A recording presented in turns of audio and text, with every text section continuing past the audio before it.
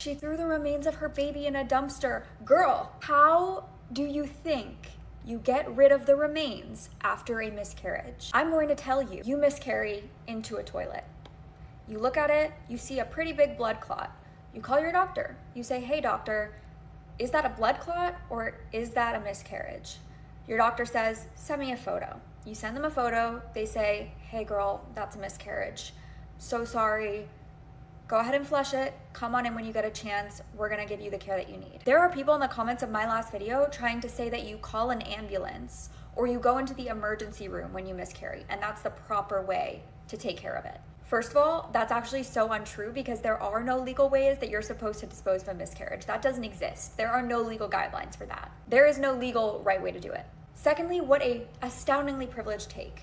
Do you know how expensive it is to go into the emergency room for something like that? You're looking at maybe $10,000. And that's not even taking into account your level of access to medical care, maybe the location that you're in, more than just your financial status, but all of these things compound, right? When you tell somebody going through what could be the worst and most tragic loss of their entire life, you should have just gone to the hospital. Do you know what you're saying? Do you know the precedent you're trying to set for when that exact same thing happens to you? If you see the situation as anything other than the government abundantly overstepping to try to control women's bodies, you're wrong. The clear lack of willingness to educate yourself on this topic and just spewing misinformation like she threw a baby into a dumpster is harmful, it's disgusting, it makes me want to throw up. Because all you have to do is think critically for less than 5 seconds to understand what you're actually saying. It honestly shows me how deep into the alt-right pipeline you are and how deeply and intrinsically you feel women should not be allowed to exist.